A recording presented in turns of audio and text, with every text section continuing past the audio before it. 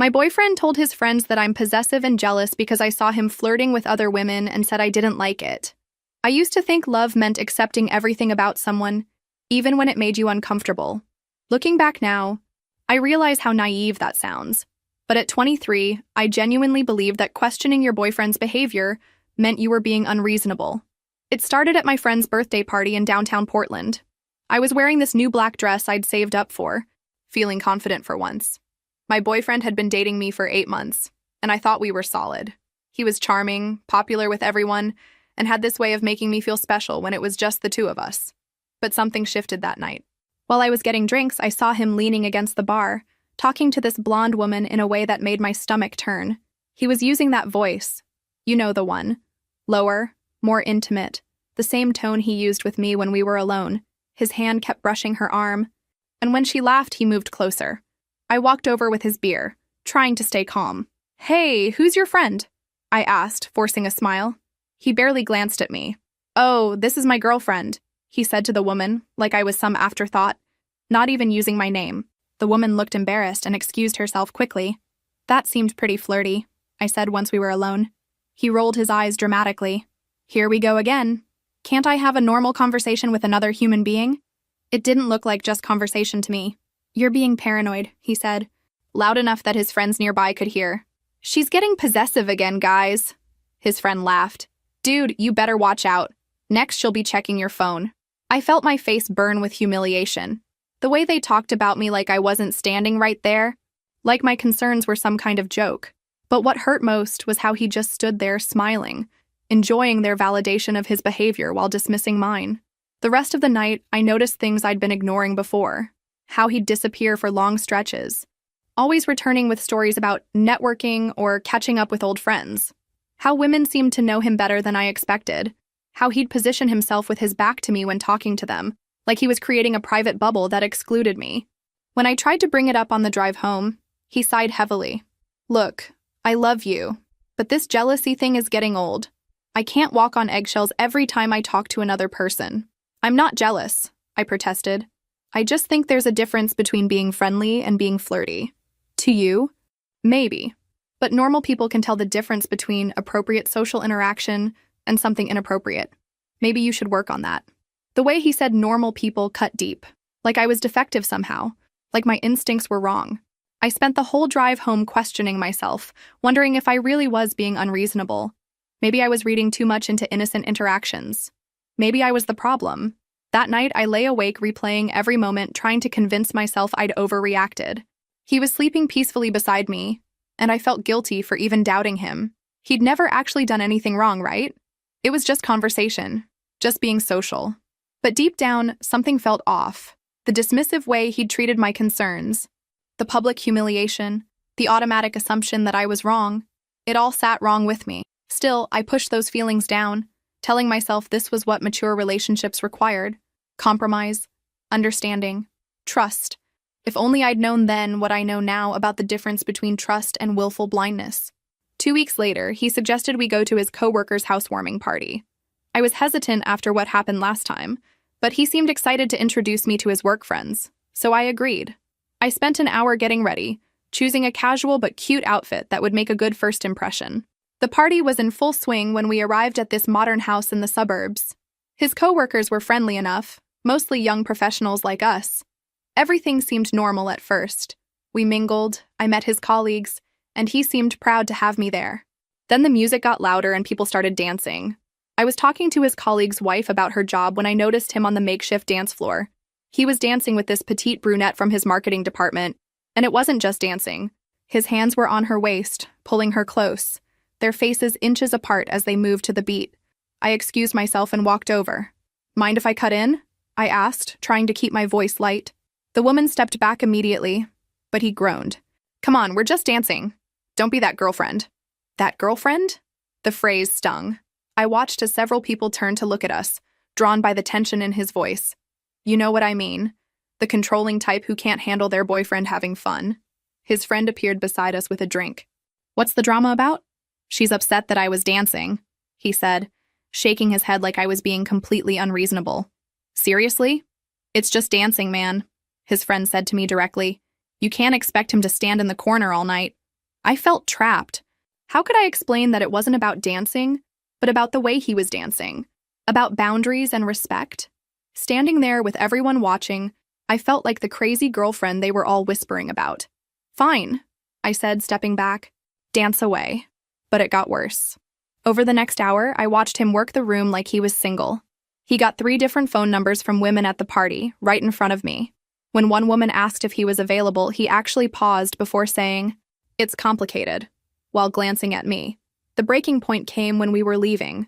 A woman from the party, the same brunette he'd been dancing with, approached our car. "Hey, you never gave me your number," she said, completely ignoring that I was standing right there. Without hesitation, he rattled off his phone number while I stood frozen in disbelief. She programmed it into her phone and texted him immediately. "There, now you have mine too," she said with a flirty smile before walking away. I waited until we were in the car before I exploded. "Are you kidding me? You just gave out your number right in front of me?" "Relax, it's networking. She works in digital marketing. She might have opportunities for me." At 11 at night? In a parking lot? That's not networking. That's you collecting phone numbers from women you want to sleep with. He started the engine and pulled out without looking at me. This is exactly what I'm talking about. You turn everything innocent into something dirty. Maybe the problem isn't me. Maybe it's your own insecurity talking. My insecurity? I couldn't believe what I was hearing. Any normal girlfriend would be upset about this. No, they wouldn't. Most women are confident enough in themselves and their relationships that they don't need to police their boyfriend's every interaction. The ride home was silent, but I could feel him getting angrier. When we got to my apartment, instead of walking me up like usual, he stayed in the car. "I need some space to think about whether this relationship is working," he said through the rolled-down window. I stood on the sidewalk watching him drive away, feeling like I'd been punched in the gut. Somehow, I was the villain in this story. I was the unreasonable one. I was the problem that needed fixing. That night, I called my sister, crying. "Am I crazy?" I asked her. "Is it normal for your boyfriend to dance with other women and give out his number?" "Hell no," she said immediately. "That's not normal at all. You know that, right?" He didn't call for 3 days after our fight. 3 days of me checking my phone obsessively, wondering if I'd overreacted, if I'd pushed him away for good. When he finally texted, it was like nothing had happened. "Missing you. Let's go to Jake's party Friday. I'll pick you up at 8. No apology, no acknowledgement of our fight, just an assumption that everything was fine. I should have said no. I should have demanded we talk first.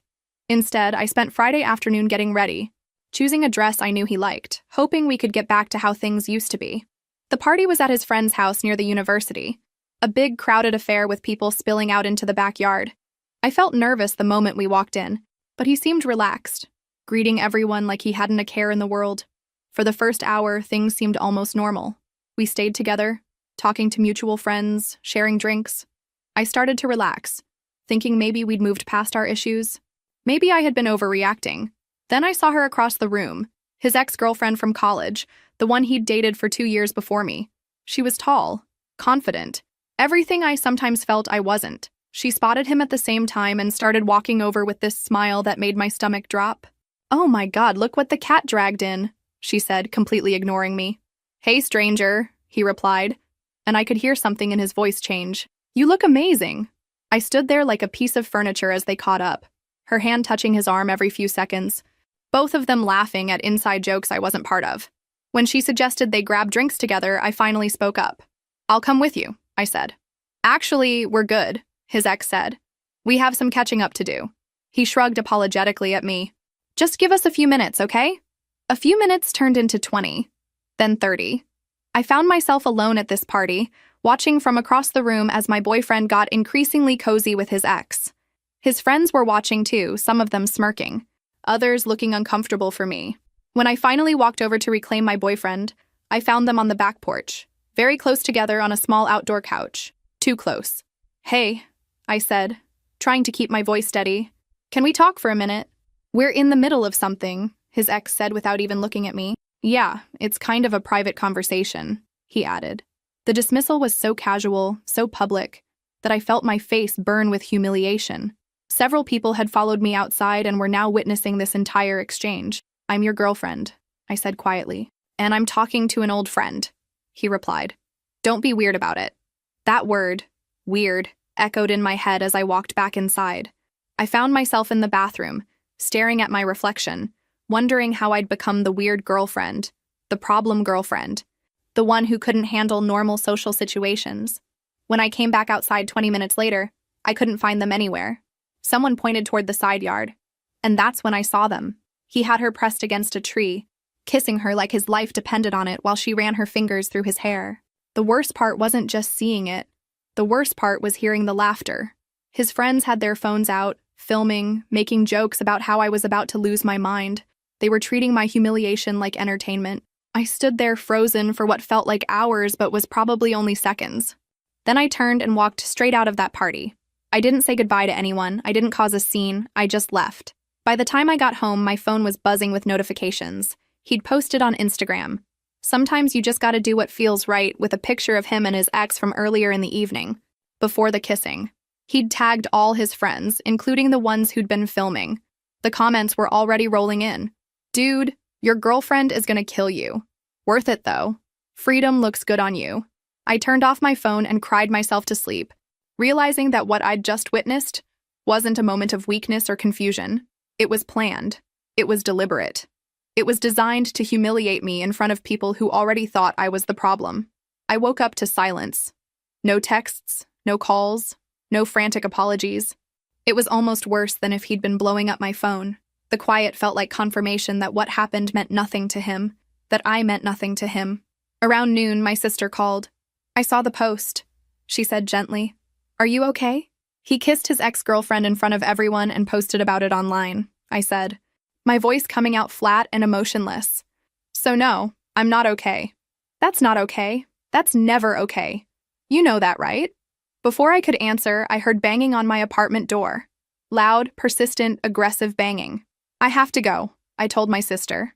Through the peephole, I could see him swaying slightly, still in the same clothes from last night. He looked drunk, or hungover, or both. Open up, he called out. We need to talk. I opened the door, but kept the chain lock on. What do you want? Let me in. I can explain everything. Explain what? I saw you making out with your ex while your friends filmed it for entertainment. He leaned against the doorframe. You're being dramatic. It wasn't like that. Then what was it like? Look, she kissed me. Okay? I was drunk, and she caught me off guard. You know how she is, always causing drama. The blame shifting was so immediate, so automatic, that it actually made me laugh.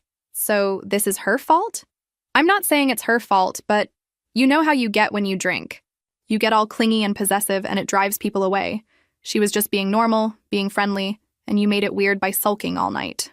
I stared at him through the crack in the door. I made it weird? Come on, baby, you always forgive me. That's what I love about you. You understand that people make mistakes. The casual assumption in his voice, that forgiveness was guaranteed, that this was just another bump in the road, made my blood boil. Not this time, I said, and started to close the door. He shoved his foot in the gap. Don't be like this. You know I love you more than her. She doesn't mean anything. If she doesn't mean anything, why did you kiss her? Because you've been so difficult lately, so suspicious and jealous about everything. A guy needs to feel appreciated, you know? Desired. And lately, all I get from you is criticism and accusations. I couldn't believe what I was hearing. Somehow this was my fault for not appreciating him enough. My fault for having boundaries. My fault for expecting basic respect. Get away from my door, I said. Look, I'm sorry you're upset, okay? But you have to understand. When you act like this, it pushes me toward other people. If you were more trusting, more supportive, this never would have happened. I slammed the door shut and turned the deadbolt. He kept knocking and calling my name for another 10 minutes before finally leaving. That afternoon, I got a text from my friend who'd been at the party. Girl, you need to see this. She sent me a screenshot of a group chat with his friends. Messages from earlier that morning. Dude, did you see her face when she caught you? Priceless. She just stood there like a deer in headlights. Bro, you really showed her who's boss. Bet she'll think twice before giving you attitude again. And then his response. She'll get over it. She always does. Sometimes you gotta remind them what they could lose, you know? The casual cruelty of it, the calculated nature of what he'd done, hit me like a physical blow. This wasn't a mistake or a moment of weakness. This was a lesson, a punishment for daring to question his behavior. I screenshotted the messages and saved them. Something told me I might need them later. That evening, he showed up again, this time with flowers from the grocery store and what looked like a hastily written apology note. I didn't even go to the door this time. I watched through the window as he left both on my doorstep and walked away, already pulling out his phone, probably to complain to his friends about how unreasonable I was being. The note said, "Sorry you got the wrong idea about last night. You know I love you. Stop being stubborn and call me." Even his apology blamed me for misunderstanding, rather than acknowledging what he'd actually done. I crumpled it up and threw it away, along with the flowers. I didn't respond to any of his attempts to contact me. Not the flowers, not the note, not the 17 text messages that followed over the next 2 days. For the first time in our relationship, I went completely silent, and I could feel him starting to panic. The texts started normal enough. "Hey, can we talk?" And "I miss you." But by day 3, they were getting frantic. "This silent treatment is really immature. At least tell me you're okay. I'm starting to worry something happened to you. Your sister says you're fine, but won't talk to me. This is ridiculous." By day 4, he was calling multiple times a day, leaving voicemails that swung between apologetic and angry. I listened to them all but never responded. "Look, I get that you're upset, but this is getting out of hand. People make mistakes. Grown-ups talk about their problems instead of playing games." Then, later that same day, "I can't eat, I can't sleep. I love you. Please just call me back." And then, just an hour later, "You know what? Fine. If this is how you want to handle things, maybe we aren't as compatible as I thought." The whiplash between desperation and manipulation was almost fascinating to watch from the outside. I started screenshotting everything, creating a digital record of his unraveling. On day 5, he showed up at my apartment again, but this time he seemed different, less confident. He'd clearly been drinking, but there was something desperate in his eyes that I'd never seen before. "I know you're in there," he called through the door. "Your car is here and I can see the light on." I stayed quiet. "This is insane. We've been together for 8 months. You can't just disappear because of one stupid mistake." Still nothing from me. "Fine. You want to know the truth?" "Yes," I kissed her. But it didn't mean anything. It was just proving a point. Now I was listening. "You've been so paranoid lately, so convinced I was going to cheat on you, and my friends were laughing about how whipped I was, how I couldn't even talk to another woman without you getting upset. So when she was there and she was flirting with me, I wanted to show everyone that I'm still my own person." The honesty was startling, and somehow made it worse. He'd humiliated me to prove a point to his friends about his independence. My feelings, my dignity, were just collateral damage in his quest to look cool. "It wasn't about her," he continued. "It was about not letting you control me. But I see now that it was stupid. It was childish. I'm sorry." For a moment, I almost opened the door. The apology sounded sincere, different from his usual deflections. But then I remembered the group chat messages, the casual cruelty of his friends' comments and his participation in them. "I know you're listening," he said, his voice getting harder. "And I know you're enjoying this, making me grovel, making me chase after you. Well, congratulations, you win. Are you happy now?" The shift back to blame was so quick it gave me whiplash. Even in his apology, he couldn't help but make me the villain. "You know what the funny thing is?" he continued, and I could hear him sitting down against my door. "Everyone told me you were too good for me when we started dating. Your friends, your sister, even my mom. They said you deserved better. But I defended you. I told them they didn't understand how special you were." Now he was rewriting history, painting himself as my defender against people who actually cared about me. But they were right, weren't they? You are too good for me, too perfect, too pure to understand that sometimes people mess up, too rigid to forgive the person who loves you. The manipulation was so transparent I almost laughed. Somehow, being a good person was now a character flaw he was using against me. I heard him stand up and walk away, but not before leaving one final voicemail. "I hope you're proud of yourself. You're throwing away the best thing that ever happened to you because of your pride. But don't come crawling back when you realize what you lost." That night, I got a text from an unknown number. "Girl, he's at the bar crying into his beer telling everyone who'll listen that you're crazy and broke his heart. Thought you should know. Ashley from the party." I smiled for the first time in days. Let him tell everyone I was crazy. I was finally starting to feel sane. I thought I was safe at work. The marketing firm where I worked was downtown, a world away from his usual haunts. And I'd never brought him there except for one office Christmas party. But on Tuesday morning, exactly a week after the party incident, my coworker appeared at my desk with a concerned expression. "There's some guy at reception asking for you. she said quietly. Says he's your boyfriend and it's an emergency. My stomach dropped. What does he look like? Tall, brown hair, looks like he hasn't slept much. He seems pretty agitated. I could have pretended I wasn't there, could have had security remove him, but I knew he'd just keep coming back. Better to deal with this head-on in public, where he couldn't completely lose control. I found him in the lobby, pacing by the elevators in yesterday's clothes. He looked terrible, unshaven, eyes red-rimmed, that manic energy of someone who'd been running on coffee and desperation for days. "We need to talk," he said the moment he saw me. "You can't just show up at my workplace. This is completely inappropriate." "Inappropriate? You've been ignoring me for a week. I had to do something to get your attention." Several people in the lobby were staring now, including the receptionist and a couple of my coworkers getting coffee. I felt my professional reputation crumbling in real time. "Fine," I said through gritted teeth. 5 minutes. Outside. We walked to the small park across the street, where at least we wouldn't be making a scene in front of my colleagues. He immediately launched into what sounded like a prepared speech. "I've been thinking about everything that happened, and I realize I made some mistakes. I should have been more considerate of your feelings." "Some mistakes?" I couldn't believe the understatement. "You publicly humiliated me and posted about it online." I know. But you have to understand, I was getting a lot of pressure from my friends. They kept saying you were changing me, making me boring, and I guess I wanted to prove them wrong. There it was again. Everyone else's fault but his own. "So you decided to prove them wrong by cheating on me in front of everyone?" "I didn't cheat. It was just a kiss, and it didn't mean anything. I was drunk and stupid, and I'm sorry you misunderstood what happened." "Misunderstood?" My voice was getting louder. "I misunderstood watching my boyfriend make out with his ex while his friends filmed it?" "Okay, maybe misunderstood is the wrong word. But you're blowing this way out of proportion. People kiss their exes at parties sometimes. It doesn't mean anything." The casual dismissal of my feelings, the complete lack of understanding about why this was wrong, it crystallized something for me. This wasn't going to get better.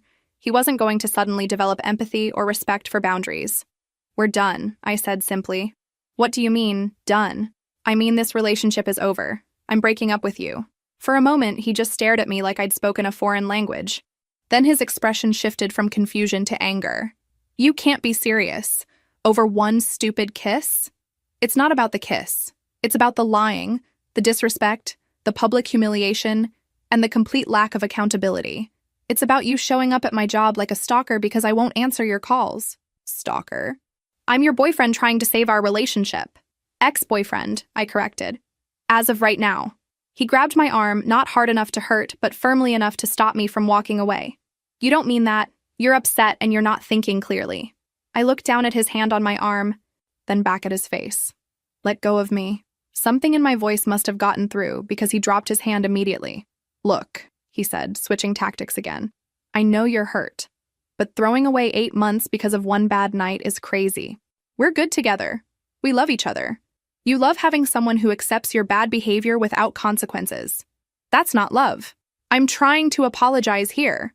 No, you're trying to make me believe that what I saw wasn't that bad, that my reaction is unreasonable, and that I should be grateful you're willing to forgive me for being upset. That's not an apology." I started walking back toward my office building. He followed. "So that's it? You're just going to throw us away?" "I'm not throwing anything away. You already did that when you decided your friend's approval was more important than my feelings." "Fine," he called after me. "But don't come crawling back when you realize what a huge mistake you're making." I kept walking without turning around. As I got back to the elevator, I could see him through the glass doors, still standing on the sidewalk, pulling out his phone, probably calling his friends to tell them how unreasonable I was being. Let him. I was done caring what he or his friends thought of me.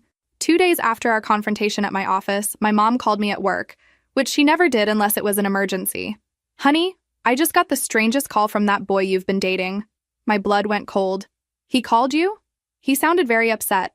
"He said you two had a fight and you won't talk to him. He asked if I could help mediate because he loves you so much and doesn't understand what he did wrong." I closed my office door and sat down heavily. "Mom, please tell me you didn't get involved in this." "Well?" I told him that relationship problems should be worked out between the two people involved, but he seemed so sincere. He said he made a small mistake and you're overreacting because you have trust issues. Trust issues? The phrase felt like a slap. What else did he say? He mentioned that you've been very controlling lately, not letting him have friends or go out. He said he's worried about your mental state. I couldn't believe what I was hearing. He was systematically rewriting our entire relationship, painting me as the unstable one while positioning himself as the concerned boyfriend, trying to help his difficult girlfriend. Mom, that's not what happened at all. Then what did happen? Because he made it sound like you've been having some kind of breakdown. I found myself in the impossible position of having to defend my sanity to my own mother. I told her about the party, about the public humiliation, about the group chat messages. But even as I explained, I could hear how it sounded, like a jealous girlfriend overreacting to normal social behavior. Are you sure you didn't misinterpret what you saw? My mom asked gently. Sometimes when we're feeling insecure in a relationship, we can read too much into innocent situations. The fact that he'd managed to plant doubt in my mother's mind about my own perceptions was both infuriating and impressive in its manipulation. That evening, my aunt called, then my cousin. By the end of the week, I realized he'd contacted half my family with variations of the same story. I was the unstable girlfriend having a breakdown over imagined slights. He was the devoted boyfriend trying to get help for his struggling partner. The stories were consistent enough to sound credible, but varied enough to seem spontaneous. To my aunt, I was having anxiety issues that were making me paranoid. To my cousin, I was depressed and pushing away everyone who cared about me. To my grandmother, I was going through a difficult time at work and taking it out on my relationship. Each family member who called started with the same tone, gentle concern mixed with confusion about why I wouldn't just talk to this sweet young man who obviously loved me so much. He even offered to pay for couples therapy, my aunt told me. That shows real commitment. The masterstroke came when his mother called me directly. I'd met her twice during our relationship. She'd seemed nice enough, if a little protective of her son. Her voice was warm and motherly when she spoke. Sweetheart, I hope you don't mind me calling. I'm just so worried about both of you. His mother, I appreciate the concern, but this is really between your son and me. I know, but he's been beside himself with worry. He tells me you're going through a rough patch and he's trying so hard to be supportive, but you won't let him help. It was the same script, delivered with maternal concern. But then she added something new. He showed me some of the messages you've been sending him. Honey, some of them are quite harsh. I'm worried you might be dealing with some anger issues. Messages? What messages? The ones where you're calling him names, accusing him of terrible things.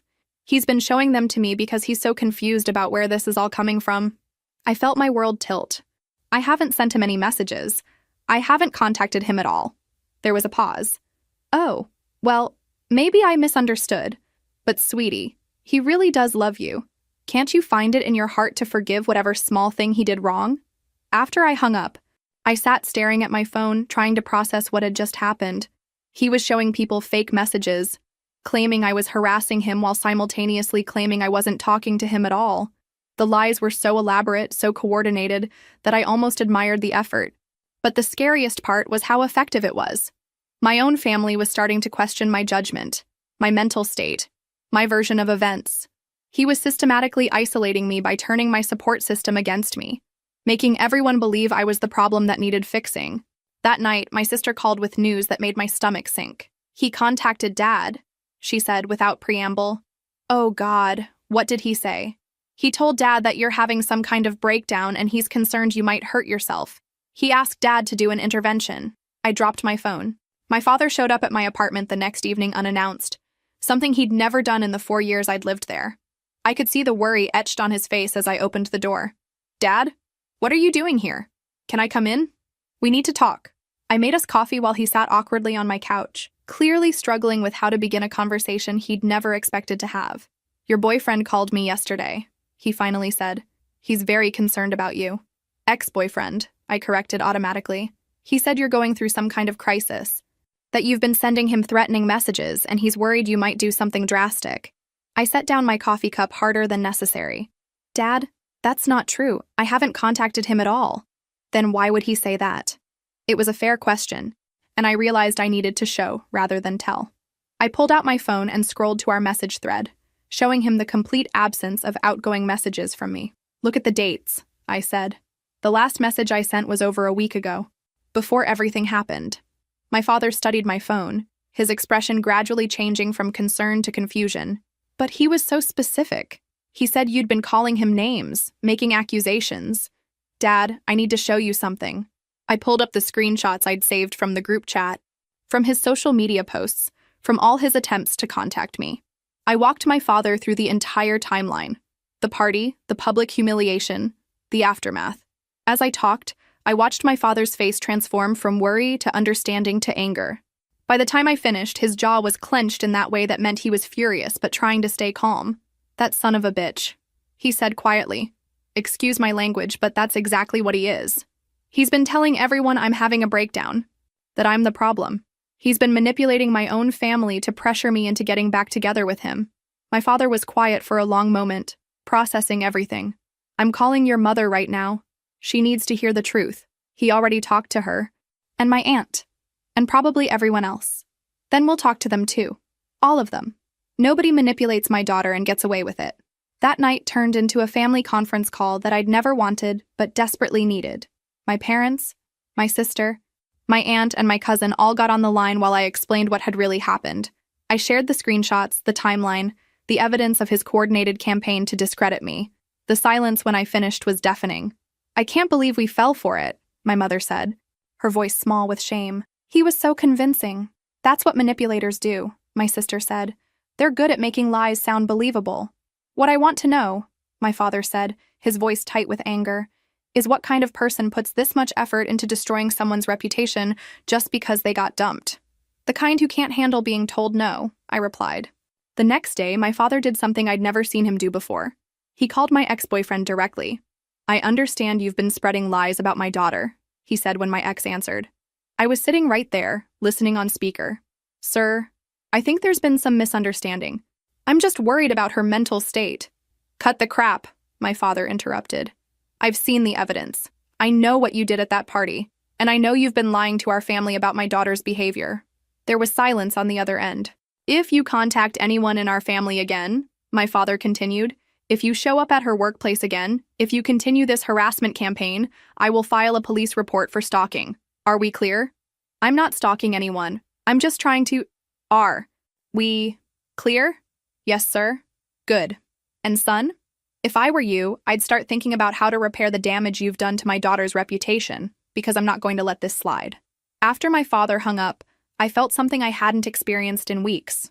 Relief. For the first time since this whole nightmare began, someone with authority had taken my side completely and unequivocally. But my relief was short-lived. That evening, I got a call from his mother. "I just spoke with my son about his conversation with your father," she said, her voice much colder than it had been before. "He told me what really happened at that party." "Oh?" "He admits he made a mistake, but he says you completely overreacted. He says your father threatened him and that your whole family is ganging up on him for one small error in judgment. Even with all the evidence, even after being caught in multiple lies, he was still playing the victim, and his mother was still believing him. Ma'am, your son has been lying to you and to my family for weeks." "My son doesn't lie to me," she said firmly. "Maybe you should look at your own behavior before you start pointing fingers at others." The call ended with her hanging up on me, but I wasn't surprised. I was starting to understand that some people would believe his version no matter what evidence they were shown. What mattered was that my family finally knew the truth. After my father's phone call, I expected him to back off, to finally leave me alone. Instead, the harassment escalated in ways that made me realize how dangerous his desperation had become. It started with the drive-bys. I'd look out my apartment window and see his car parked across the street at odd hours, sometimes early morning before work, sometimes late at night when I was getting ready for bed. When I'd look again an hour later, he'd be gone. But the message was clear.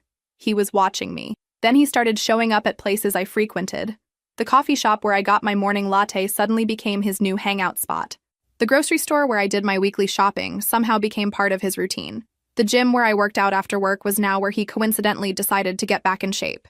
Each encounter followed the same script. He'd act surprised to see me, make casual conversation like we were old friends who'd simply drifted apart, and then work in some comment about how he'd been reflecting on our relationship and realized he wanted to make things right. "I've been going to therapy," he told me at the grocery store, blocking my path with his cart, "working on my communication issues. I think you'd be proud of the progress I'm making." "That's great," I said, trying to maneuver around him. "I hope that helps you in your future relationships. Don't you want to know what I'm learning about myself?" "Not really. The therapist says that couples who work through major conflicts often come out stronger than before. She thinks what we went through could actually be good for us if we handle it right." I doubted he was actually in therapy, but even if he was, I wasn't interested in being his practice partner for healthier behavior.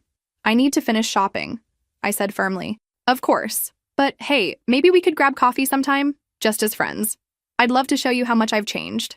The casual way he said, just as friends, like our entire history could be reset with a simple label change, showed me he still didn't understand the fundamental problem. But the worst incident happened when he showed up at my parents' house on a Sunday afternoon. I was there for our weekly family dinner when the doorbell rang.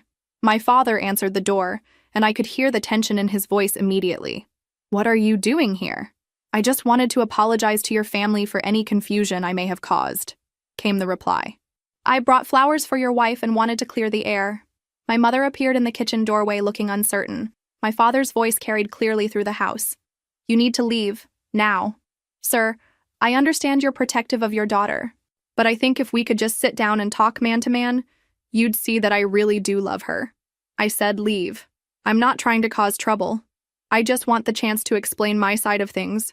I know she's told you her version, but there are always two sides to every story." That phrase, her version, like the truth was subjective. Like my account of what happened was just one possible interpretation of events. I heard my father's footsteps moving toward the door, and his voice got harder. "Get off my property. Please, just 5 minutes. I know I made mistakes, but doesn't 8 months together count for something?" "You made mistakes?" My father's voice was incredulous. "You humiliated my daughter in public, lied to her family, and have been stalking her for weeks. Those aren't mistakes. That's a pattern of abusive behavior." "Abusive?" The word came out high and indignant. "I never laid a hand on her. I never called her names. I never even raised my voice. How is that abusive?"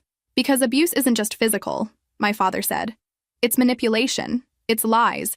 It's making someone question their own sanity. It's showing up at their workplace and their family's home when you've been told to stay away." There was a long silence.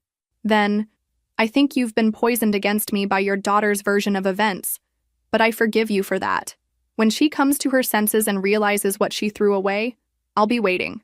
I heard the door slam, and my father's heavy footsteps coming back toward the kitchen. "That boy is not right in the head," he said when he found me standing in the doorway.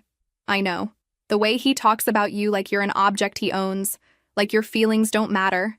It's not normal." That night, my father helped me document everything. We made a timeline of all his attempts to contact me, all the places he'd shown up, all the lies he'd told my family. We took photos of the texts, the social media posts, the evidence of his harassment campaign. "If this continues," my father said, "we're filing a restraining order." I nodded, but part of me wondered if a piece of paper would really stop someone who seemed to believe that persistence would eventually wear down my resistance. As if reading my thoughts, my father added, "And if a restraining order doesn't work, we'll figure out what will." The protective anger in his voice should have made me feel safer. Instead, it made me realize just how serious the situation had become. The breaking point came 3 weeks later when he showed up at my office again, this time with an elaborate bouquet and what looked like a handwritten letter. Security called me down to the lobby, where he was pacing nervously in his best suit. "I know what you're thinking," he said before I could speak, "but I'm not here to cause problems. I'm here to do this right." He got down on one knee in the middle of the lobby, pulling out a ring box while several of my coworkers stopped to stare. "I love you," he said loud enough for everyone to hear. "I know I've made mistakes, but I want to spend the rest of my life making it up to you. Will you marry me?" The absolute audacity of it, proposing after weeks of harassment, in front of my colleagues, as if public pressure would force me to say yes, was so outrageous I almost laughed. "Get up," I said quietly. "Not until you answer me." The answer is no. It was no 8 months ago when we were happy. It's no now, and it will be no forever. Get up and leave. His face went through several expressions: confusion, embarrassment, anger, and finally a cold determination that made my skin crawl. "Fine," he said, standing up and putting the ring away. "But you're making the biggest mistake of your life." That night, I made a decision. The restraining order paperwork was ready to file, but I realized I needed something more powerful than a legal document.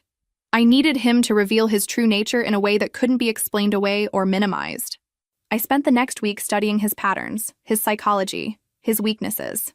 After 8 months together, I knew exactly what buttons to push. He was narcissistic enough that he couldn't resist explaining himself when he thought he had the upper hand.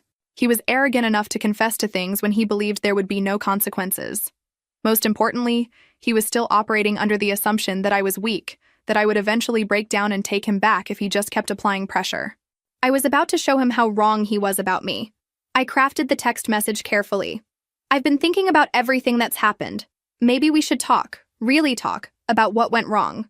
Are you free Saturday afternoon? We could meet at the park where we had our first date. I sent it on a Thursday evening, knowing he'd be at the bar with his friends, probably complaining about me to anyone who would listen. The response came back within minutes. Yes, thank you for finally being reasonable. I knew you'd come around eventually. I love you so much. The eagerness in his response, the immediate assumption that I was coming around rather than that he needed to make amends, told me everything I needed to know about his mindset. I spent Friday preparing. I borrowed a small recording device from my cousin who worked in journalism, tested it multiple times to make sure the audio quality was clear. I researched the legal requirements for recording conversations in our state. One-party consent, which meant as long as I was part of the conversation, I could record it without his knowledge. I practiced staying calm, keeping my voice level, asking the right questions to get him to reveal the full scope of what he'd done. I knew his ego wouldn't let him resist bragging once he thought he'd won me back. Saturday morning, I woke up with a strange sense of calm. For weeks, I'd felt powerless, reactive, constantly on the defensive against his lies and manipulation. Today, I was taking control of the narrative. I dressed carefully, nice enough that he'd think I was making an effort, casual enough that he wouldn't suspect anything unusual. I tucked the recording device into my purse, tested it one more time, and headed to the park. He was already there when I arrived, sitting on the same bench where he'd first told me he loved me 6 months earlier. He'd dressed up too, and had brought another bouquet of flowers. The sight of him trying to recreate our early romantic moments while ignoring everything he'd put me through since then was almost surreal. You look beautiful, he said, standing up as I approached. Thank you. He handed me the flowers with a nervous smile. I wasn't sure you'd actually show up. I said I would. I know, but after everything...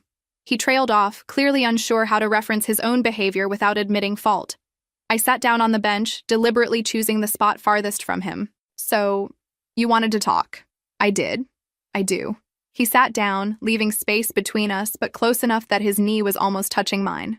I want to start by saying, I'm sorry. It wasn't the first apology I'd heard from him, but I needed more than surface-level remorse. Sorry for what, specifically? The recording device in my purse was capturing every word.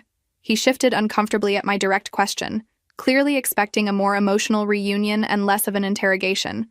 I'm sorry for hurting your feelings at the party, he said carefully. I didn't think about how it would look to you. How it would look. I kept my voice neutral, curious rather than accusatory. What do you mean?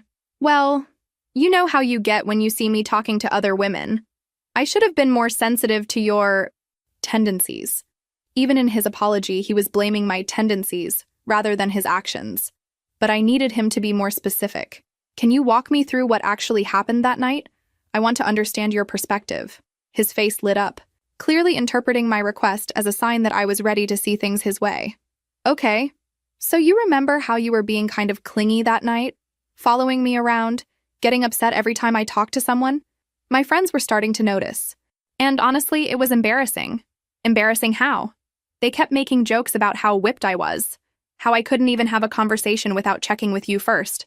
And then when she showed up, your ex-girlfriend. Right. And she was being friendly. You know? Just normal catching up stuff. But you immediately got all paranoid and possessive. I nodded as if I understood. So, then what happened? Well, my friends were watching, and they started talking about how I'd let you completely control me. They said I needed to show you, and them, that I was still my own person. Show me how. He was getting more animated now, confident that I was finally listening to reason. The kiss was honestly just to prove a point. To show everyone that I wasn't going to be controlled by a jealous girlfriend. So it was planned? Not planned exactly. But my friends and I had been talking about it. About how you needed to learn that you couldn't dictate who I could and couldn't talk to. My heart was pounding, but I kept my expression neutral. He was confessing to deliberately humiliating me as a lesson. What did your friends say about it afterward? His grin was genuinely proud. They were impressed, actually. They said it was about time I put you in your place. And honestly, I thought it would help our relationship in the long run. I thought you'd realize you were being too controlling and we could start fresh. Did they record it? Oh yeah, they got the whole thing. Actually, he pulled out his phone. I still have the video if you want to see it. I watched in horrified fascination as he scrolled through his photos, completely oblivious to how damaging his words were. Here it is, he said, turning his phone toward me. The video was worse than I remembered. It showed me standing frozen in the background while he made out with his ex, his friends laughing and making crude comments about teaching me a lesson. But there was more footage I hadn't seen, clips of me walking away, looking devastated while they made jokes about my reaction. Jesus, I breathed, and it wasn't an act. I know it looks bad, he said quickly, misreading my reaction, but you have to understand the context. You'd been so possessive, so paranoid about me cheating. We were just trying to show you that your jealousy was pushing me toward exactly what you were afraid of. So this was my fault? Not fault exactly, but your behavior was creating the problem. If you'd been more trusting, more secure, none of this would have happened. I stared at him, marveling at his ability to twist reality. And afterward, when I wouldn't talk to you, that's when I realized how much damage your insecurity had done to our relationship. I tried everything to get through to you, but you'd built up these walls. Is that why you called my family? I was worried about you. You were acting so irrationally, cutting off all communication. I thought maybe they could help you see that you were throwing away something good over a misunderstanding. A misunderstanding? The way you interpreted what happened. I mean, yes, I kissed her. But it didn't mean anything. It was just to prove a point. And the lies you told my family? He looked confused. What lies? About me having a breakdown, sending you threatening messages, having mental health issues? I never said, okay, maybe I exaggerated some things, but I was genuinely concerned about your state of mind. The way you were acting wasn't normal. What about the fake messages you showed your mother? For the first time, he looked genuinely caught. Those weren't fake exactly. They were more like examples of the kind of things you might say if you were actually communicating. You fabricated text messages and showed them to your mother as evidence that I was harassing you. I was trying to help her understand why you were being so unreasonable. The recording device was capturing every word of his confession, every admission of manipulation and deceit. But I needed one more piece. And showing up at my work, at my parents' house, following me around town, I was trying to fix things.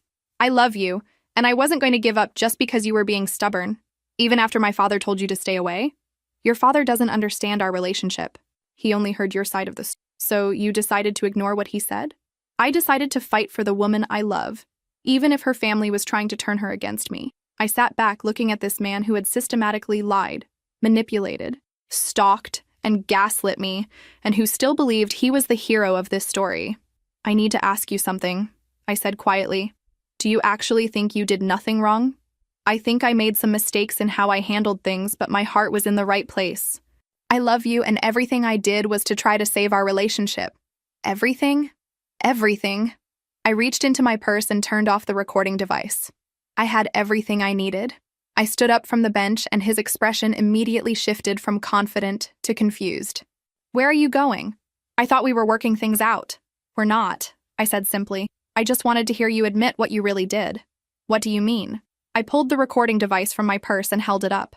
I mean, I wanted you to confess to deliberately humiliating me, lying to my family, fabricating evidence, and stalking me. And you just did. His face went white. You recorded me? Every word, including your admission that the kiss was planned to put me in my place, that you lied to my family about my mental health, and that you created fake text messages to support your lies. You can't. That's illegal. Actually, it's not. One-party consent state. I can record any conversation I'm part of. He stood up, his voice getting frantic. You tricked me. I gave you the opportunity to tell the truth. You chose to double down on your lies and manipulation instead. What are you going to do with that? I'm going to make sure everyone who heard your lies gets to hear the truth. His panic was almost fascinating to watch. The confident manipulator was completely gone, replaced by someone who clearly understood that his carefully constructed narrative was about to crumble. Please, he said, reaching for my arm. Don't do this. It will ruin everything. I stepped back, avoiding his touch. You already ruined everything. I'm just making sure people know who actually did the ruining. I'll tell everyone you manipulated me into saying those things, that you seduced me here under false pretenses. Go ahead. The recording speaks for itself. That evening, I sat at my kitchen table with my laptop and began the process of undoing all the damage he'd done. I created a detailed email explaining the entire situation, attached key excerpts from the recording, and sent it to every family member he'd contacted with his lies. The response was immediate and overwhelming. My mother called within an hour, crying with anger and apologization. My aunt sent a text saying she felt sick about believing him. My cousin offered to help me file charges. But the most satisfying response came from his mother. She called me directly, her voice shaking with what I could only describe as mortified rage. "I owe you the biggest apology of my life," she said. "I raised him better than this. I don't know what happened to the son I thought I knew, but what I heard on that recording, that's not the person I raised. Thank you for listening to it. I've already told him he's not welcome in my house until he gets serious help. Professional help. What he did to you, what he put your family through, it's unconscionable." 2 days later, I got a call from his best friend, one of the people who'd been at the party filming everything. "I heard the recording," he said without preamble.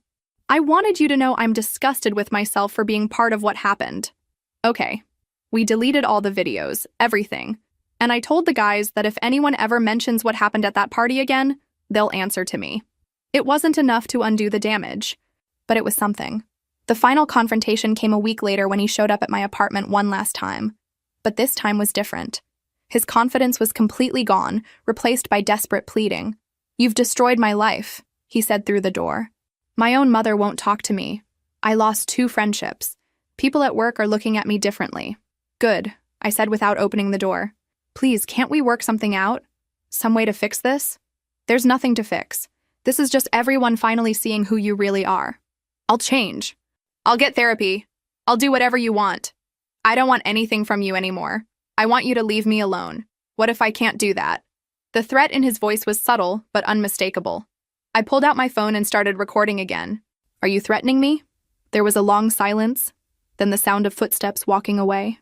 I never saw him again after that day, but I heard through mutual acquaintances about the aftermath. He did eventually go to therapy, though whether it was genuine desire for change or damage control, I'll never know. He moved to a different city 6 months later, supposedly for a job opportunity, but more likely to escape his reputation. His ex-girlfriend, the one he'd kissed at the party, reached out to apologize. She'd been drunk and hadn't realized she was being used as a prop in his cruel lesson. She was horrified when she learned the full story. As for me, I learned something valuable about the difference between love and manipulation, between normal relationship conflicts and psychological abuse. I learned that trust isn't something you give blindly. It's something that's earned and maintained through consistent, respectful behavior. Most importantly, I learned that I was stronger than I'd ever imagined, strong enough to walk away from someone who claimed to love me but treated me like an enemy, strong enough to fight back against lies and manipulation, strong enough to demand the respect I deserved. My family still talks about that recording, about how proud they are that I stood up for myself. My father keeps threatening to play it at family gatherings as an example of how not to treat our daughter, which is embarrassing, but also kind of sweet. I'm dating someone new now, someone who understands that love means respect, that partners support each other instead of tearing each other down for sport, someone who would never dream of humiliating me to prove a point to his friends. Sometimes I wonder what would have happened if I'd just accepted his behavior, if I'd believed his gaslighting and stayed. But then I remember how it felt to finally expose the truth, to watch his house of lies collapse, to reclaim my own narrative. Some people might call what I did revenge. I prefer to think of it as justice. Sometimes the only way to stop a liar is to let them hang themselves with their own words.